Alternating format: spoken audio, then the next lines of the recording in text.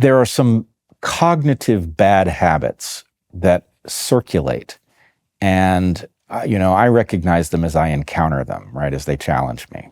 And there's one in particular where people feel entitled to demand of you that you modify your model based on what they claim is compelling evidence of blah, blah, blah, blah, blah. So for example, there's a group of people who have become convinced that there was no novel pathogen in the COVID phenomenon. Now that's possible. In my opinion, the COVID phenomenon was mostly not about a biological fact of a pathogen. It was mostly about propaganda and things, human things. But here's the problem. Scientism gone mad. Something gone mad, but the idea. Many things, perhaps, many things. Yeah, I think we still don't have the explanation, and we're working there. We're working towards it painfully. But the problem is that your model of the universe that allows you to function is, let's just admit, this is not a direct description of the world. It is a construction that allows you to function cognitively in the world, right? And my feeling... Absolutely. This is what attracted me to the American pragmatists, because they figured that out in like 1890. It's like, your world model is a navigation tool. Perfect. So, yes, the point is... Yeah, it's a perfect metaphor, man. The point is, I don't have to justify it in the same terms that I would have to justify a scientific claim, right? The components of my model are what I use to make my way in the world. And what justifies my use of them is that they work. And when somebody says to me, oh, you have to swap that out because, nobody sequenced the pathogen or whatever it is that they say. My point is, I am very reluctant to take something out of that model that has allowed me to successfully predict and navigate where I was going. And I don't, what's more, this is the important part, I don't owe anybody an explanation for why I'm not taking it out, because it's not a scientific claim. What it is a piece of a structure that has to function. And I'm absolutely interested in swapping it out when I have something I can swap in that makes my model more predictive, but I'm not interested in pulling it out because somebody demands that I be able to justify it in terms that they recognize, right? That's not what it is. And so in some sense, I think this goes back to the conversation that we were having on the main YouTube channel, where the way in which people hold these most fundamental structures, that's really a very private question, right? It's not, if I hold it in such a way that it results in my success and my restraining myself ethically in a proper way, then the point is, that's a good structure. I'm not arguing there's no better structure, but that's a good one. And what I don't want to do is ruin it, right? I could upgrade it if I've got it. That's for sure, man. Yeah. So anyway, these cognitive... And it's also, there's a corollary to that too, which is that you're going to have a structure like that, whether you know it or not, right? And it isn't a description of the objective facts of the world, partly because part of the problem with that, as far as I can tell, is that if you had a comprehensive description of the facts in the world, you would have as many facts at hand as there are things in the world, and that wouldn't be helpful.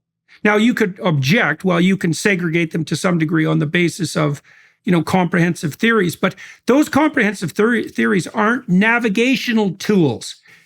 At best, they're descriptions of the landscape. And I'm not claiming that we don't need descriptions of the landscape, because we do, because I don't care how good your map is, your strategy for orienting, if your map of the landscape is inaccurate, you're going to foul up.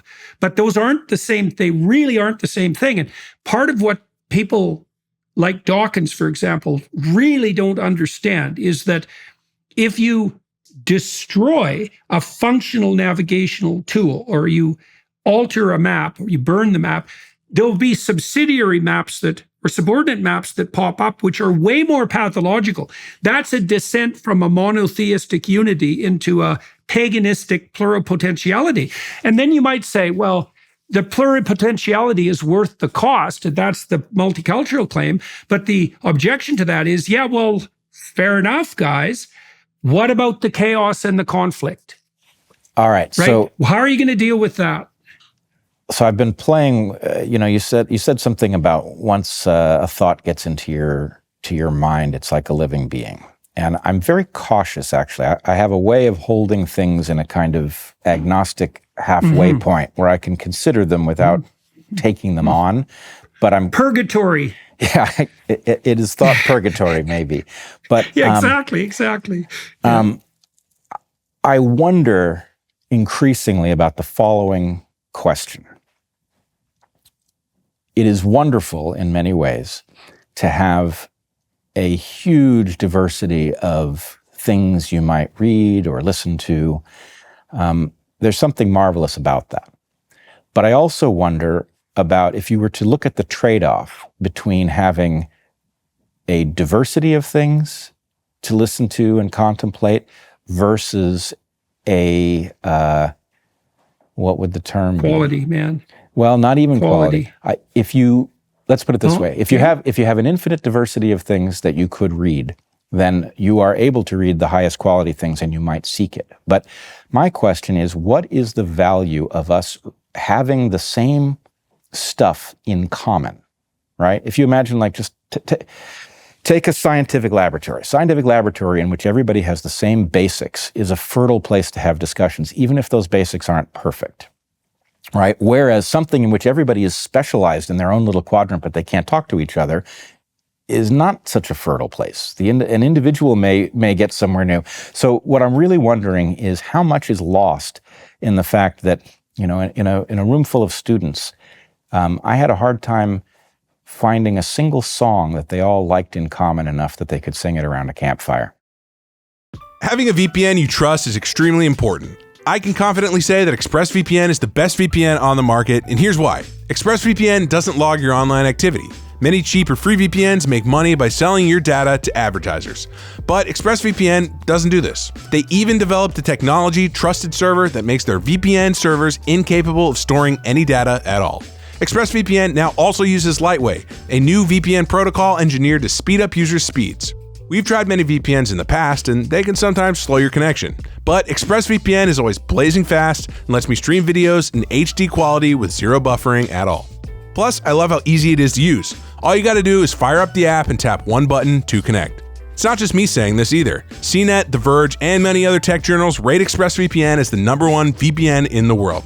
So protect yourself with the VPN that I use and trust. Visit expressvpn.com/Jordan today and get an extra 3 months free on a 1-year package. expressvpn.com/Jordan. That's expressvpn.com/Jordan to learn more. Okay, so it became impossible for me as the years progressed to teach my Maps of Meaning course. Is that right? Because it presumed knowledge of the biblical stories. Mm. Okay, so here's a hypothesis for you, Brett. Tell me what you think about this. All right, so the collective unconscious is the relationship between concepts and the relationship between images and the relationship between behaviors, the statistical relationship as they're manifested in the broad culture. Okay, those are implicit structures. Now, your unconscious is a reflection of that, a low resolution reflection. Okay, now imagine that to organize your unconscious properly, you need a structure embedded within you that's isomorphic with the deepest parts of the culture. Otherwise, you have no place to put things. You have no way of ensuring a concordance between your orientation and the orientation of the world. I think what the biblical corpus did was provide a network of memorable stories that were places where information could be put. So it's not a filing system exactly. It's a foundation. That's a good way of thinking about it. And then it also facilitated communication because it provided the grounds for the use of such things as poetic allusion. You made allusion to something striving to be born. Now, that was understandable to me because I knew T.S. Eliot's poem. Well, increasingly, we can't understand each other because we don't have a shared narrative framework. And that's the basis for understanding, but it's worse than that. It's the basis for the concordance between you and your culture. And that's also part of the problem of bringing people in through the Darien Gap. It's like we don't share the same implicit presuppositions. Now, sometimes that's good. You even see allusions to this in the biblical narrative because it's very frequent in the Old and New Testament that the most moral person is a foreigner, the most moral and necessary person. So there's some true appreciation for the fact that novelty and diversity of opinion, especially when the current culture is pathological, is absolutely vital. But by the same token, there is this necessity to master. So when the Pharisees and the scribes and the lawyers and even his own parents come up against Christ and cast him as a heretic, for example, the first thing he says essentially is, no, you don't understand. I was a master of the tradition long before I was a revolutionary, right? Whatever is revolutionary about me is embedded. It's the fullest manifestation of the spirit of that tradition. It's not something randomly revolutionary. This would also be true, I would say, of a proper shamanic tradition, is that the tradition that's experimental in the highest possible sense is actually the fullest manifestation of the spirit that gave rise to the sacred tradition. What you see in the Gospels, for example, is when Christ goes after the Pharisees, this is actually the insult, I think, that gets him crucified. He says to them, you are the same people that would have killed the prophets whose dogma you now worship. Right. It's a deadly criticism, right? Boy. Because he's going after it's a deadly, well, and especially because it lands hard because it's more or less self-evidently true.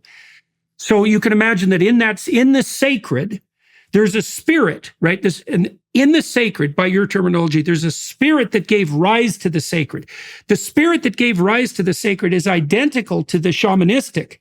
That's why the word of God is embedded in God the Father. That's a good way of thinking about it. That's why, to give you a popular example, that's why you have Pinocchio, who's striving to become an individual, and Geppetto in The Whale at the same time. It's exactly the same idea. You know, that there's a paternal spirit that represents stability, but the deepest part of that spirit is actually the investigative process that gave rise to the emergence of the sacred to begin with, right? And it has to be held as paramount. This is why the Egyptians, for example, the Egyptians worshiped the eye, the attentive eye, because they knew that was associated with consciousness, right? They knew that careful and humble attention had to be regarded as the highest possible manifestation of the proper spiritual path. They portrayed it as that, literally that which resurrects the dead, Osiris, their tradition.